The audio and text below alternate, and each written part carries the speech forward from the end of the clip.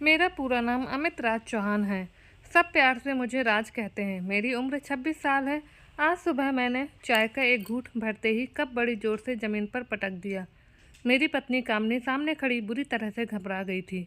मैंने कहा कि जाहिल औरत, चाय तक बनानी नहीं आती, इतनी चीनी डालते हैं चाय में। मेरी किस्मत ही ख़राब थी जो मुझे अनपढ़ अंगूठा छाप पत्नी मिल गई। मेरी शादी को 2 साल बीत गया था। वो मेरी माँ की दूर की रिश्तेदार की बेटी थी। हम दूसरे शहर से उसे ब्याह कर लेकर आए थे। मैं उससे शादी ही नहीं करना चाहता था, लेकिन मेरी माँ की ज़िद थी। शक्ल सूरत की अच्छी थी, लेकिन मुझे हमेशा पढ़ी लिखी लड़कियां ही भाती थीं जो मेरे साथ मेरे माहौल में एडजस्ट हो सके। मैं एक बहुत बड़ी शानदार कंपनी में जॉब करता था। मेरा उठना बैठना भी ऐसे ही लोगों में था। जब किसी पार्टी में जाता तो अपने ऑफिस की सहकर्मियों की पत्नियों को देखकर मेरी भी ख्वाहिश होती कि मेरी पत्नी भी ऐसी हो, लेकिन मेरी माँ ने तो मेरे पल्ले एक जाहिल औरत को बांध दिया था। मुझे समझ नहीं आता था कि आखिर माँ ने मेरे बारे में सोचा क्यों नहीं। मैं तो उसे अपनी ऑफिस की किसी पार्टी में लेकर भी नहीं जाता था। कैसे लेकर जाता, उसे तो इंग्लिश का कोई वर्ड भी बोलना नहीं आता था। मेरी माँ कहती कि तुम्हारे लिए तो मैंने हीरा पसंद किया था, पर मैं नहीं जानती थी कि तुम इसकी कदर नहीं करोगे। मैं अपनी माँ का मजाक उड़ाने लगता कि हीरा ऐसा होता है, अंगूठा छाप। उसके अनपढ़ होने का ताना देता रहता था, लेकिन उसने कभी भी पलट कर मुझे जवाब नहीं दिया था। बस सर झुकाए किसी मुजरिम की तरह मेरे सामने खड़ी रहती थी। कुछ नहीं कहती थी। मुझे वो कभी भी एक आंख नहीं भाती थी। ना उसका पहनना ओढ़ना मुझे पसंद था। मेरी पत्नी खाना बहुत अच्छा बनाती थी। जब से उसे ये पता चला था कि मुझे आलू के पराठे बहुत पसंद है, वो हफ्ते में एक बार ज़रूर बनाती थी। जब मैं ऑफिस के लिए निकलने लगता तो वो टिफ़िन रेडी करके देती थी। एक बार वो कपड़े प्रेस कर रही थी कि मेरी फेवरेट ड्रेस उससे जल गई। ये देखकर वो बहुत ज़्यादा परेशान थी, लेकिन जब मैंने अपनी ड्रेस शर्ट जली हुई देखी तो मुझे इतना गुस्सा आया कि मैंने 2 थप्पड़ उसके मुंह पर जड़ दिए। मेरी माँ फौरन अपने कमरे से बाहर आईं और कहने लगी, ये क्या कर रहे हो? क्या तुम जानवर हो? मैंने कहा, माँ, इससे कहें कि दफ़ा हो जाए मेरे सामने से, वरना मैं इसका हुलिया बिगाड़ दूंगा। उसके दोनों गालों पर मेरी उंगलियों की छाप पड़ी हुई थी। मेरा गुस्सा किसी तरह कम नहीं हो रहा था।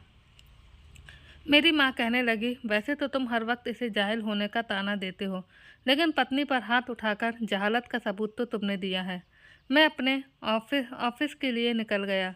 एक खूबसूरत लड़की मेरे ऑफिस में जॉब कर रही थी। वह पढ़ी लिखी थी, खूबसूरत थी और फिर मुझसे हंस हंस कर बातें भी करती थी।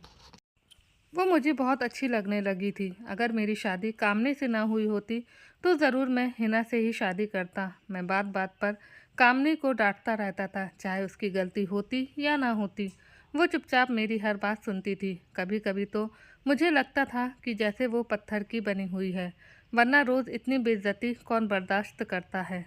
कुछ दिनों से मेरी माँ बहुत ज़्यादा बीमार थी। कामनी उनकी सेवा अकेले ही करती थी। कुछ दिन बाद माँ हमें छोड़कर इस दुनिया से चली गई। आज ऑफिस जाने से पहले कामनी ने बस जूते पॉलिश करके रखने में ज़रा सी देर कर दी थी और मेरा पारा हाई हो गया था। मैंने उसे बहुत मारा। मुझे लग रहा था कि मैं घर जाऊंगा तो वो मायके जा चुकी होगी, क्योंकि आज मैंने उसे बहुत मारा। लेकिन जब मैं घर गया तो पराठों की खुशबू आ रही थी। मैंने खाना खाया, कमरे में आया तो मेरे सर में दर्द था। कामनी किचन का सारा काम समेट कर जब कमरे में आई तो काफ़ी थकी थकी लग रही थी, लेकिन जैसे ही मैंने कहा कि मेरे सर में दर्द है तो फ़ौरन से मेरे पास बैठकर मेरा सर दबाने लगी। तभी मुझे अपने माथे पर नमी महसूस हुई। ऐसा लगा जैसे मेरे माथे पर पानी की बूंदें गिरी हों। जैसे ही मैंने आँख खोलकर देखा तो वो रो रही थी। उसके आंसू टिप टिप मेरे माथे पर गिर रहे थे। मैं अगले पल उठ बैठा, अपने रुमाल से उसके आंसू साफ किए। इससे पहले मैं कुछ कहता, अगले पल वो मेरा कंधा थाम कर रोने लगी थी। वह फूट फूट कर रो रही थी, लेकिन फिर भी उसने अपनी आवाज़ कमरे से बाहर जाने नहीं दी थी।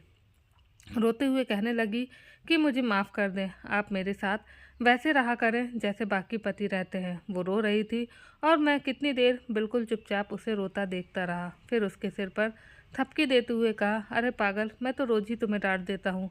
कई बार काम की थकावट इतनी होती है कि कुछ समझ ही नहीं आता, तो तुम्हें डांट देता हूँ। तुम पर गुस्सा निकल जाता है, लेकिन आइंदा मैं कोशिश करूँगा कि तुम्हें ना डांटूँ। इस बार ज़रा नरम लहजे में उससे बात कर रहा था, क्योंकि वो बहुत रो रही थी। और उस वक्त मेरे पास इन शब्दों के अलावा उसके लिए कुछ भी नहीं था। मैं बेड पर टेक लगाए आंखें बंद किए बैठा था, तो वो भी मेरे साथ ही मेरा कंधा पकड़कर बैठ गई। उसने अपना सर मेरे कंधे पर रखा हुआ था, फिर आंखों से आंसू साफ करते हुए कहने लगी कि आपको पता है आज सुबह आपने क्या कहा था। मैं वही सोच सोच कर सारा दिन रोती रही।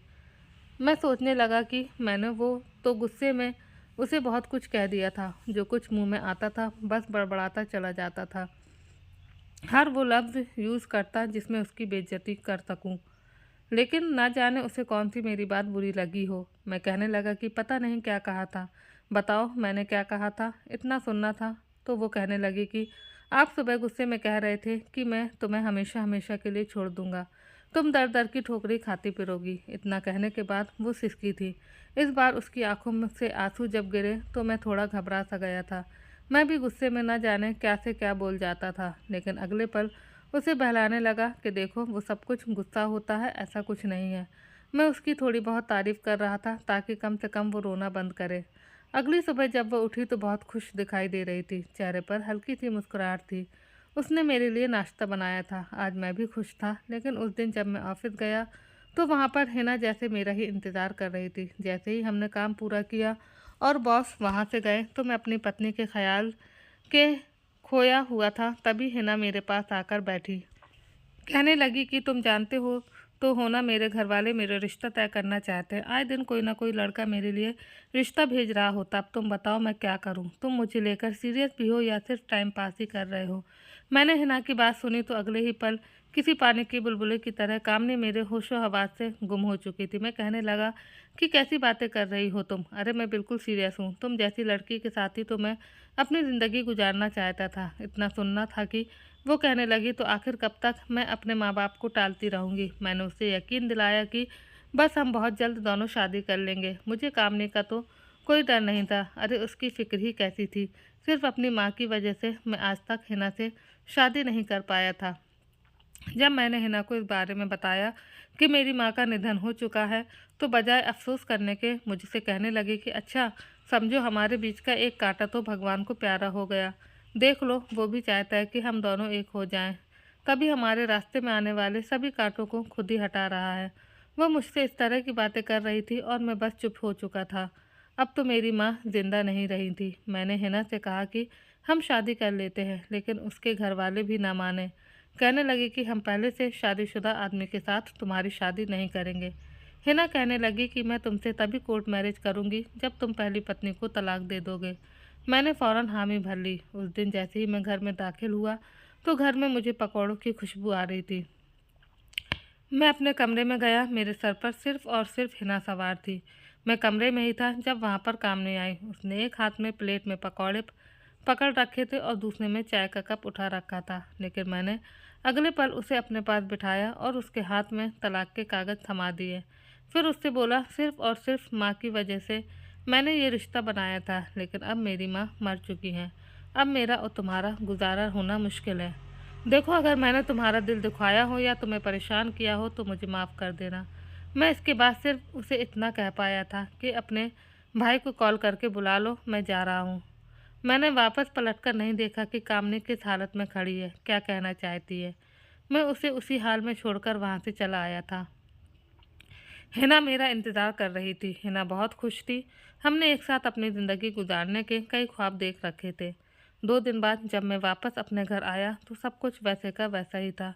हर चीज़ सलीके से पड़ी हुई थी। किचन में गया तो कढ़ाई यूं ही पड़ी थी। पकौड़ों का मसाला जो उसने बनाकर रखा था एक तरफ पड़ा ख़राब हो चुका था। पकौड़े भी ऐसे ही ट्रे में पड़े थे। अपने कमरे में आया तो हर चीज़ वैसी की वैसी ही पड़ी थी, लेकिन यहाँ पर कामनी नहीं थी।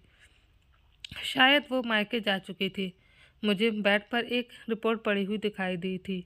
मैंने जब जाकर उस रिपोर्ट को खोला तो जैसे मेरे जिस्म में करंट सा दौड़ चुका था, क्योंकि उस रिपोर्ट में लिखा था कि कामनी प्रेग्नेंट है। मेरा तो जिस्म काँप चुका था, लेकिन बहरहाल मैं हिना के साथ खुश था, क्योंकि वो खूबसूरत थी, जवान थी और बला की हसीन थी। जॉब भी करती थी। हम दोनों एक ही कंपनी में जॉब करते थे।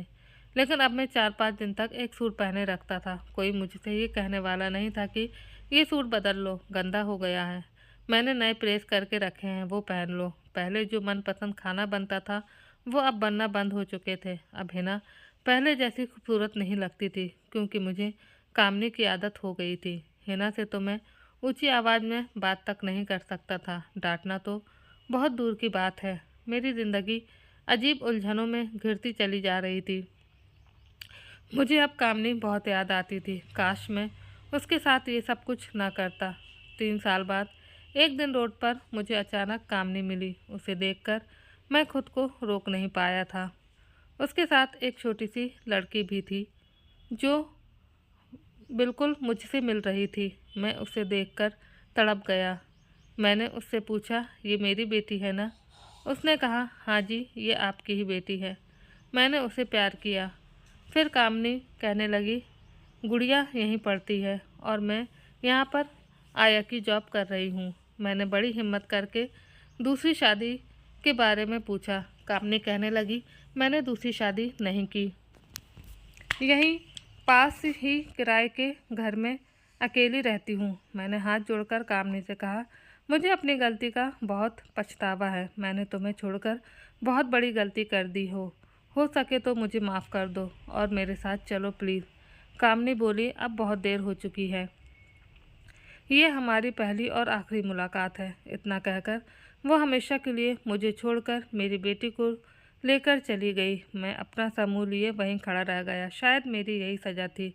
तो दोस्तों, आपको ये कहानी कैसी लगी कृपया कमेंट में ज़रूर बताएं। आप सबका बहुत बहुत धन्यवाद।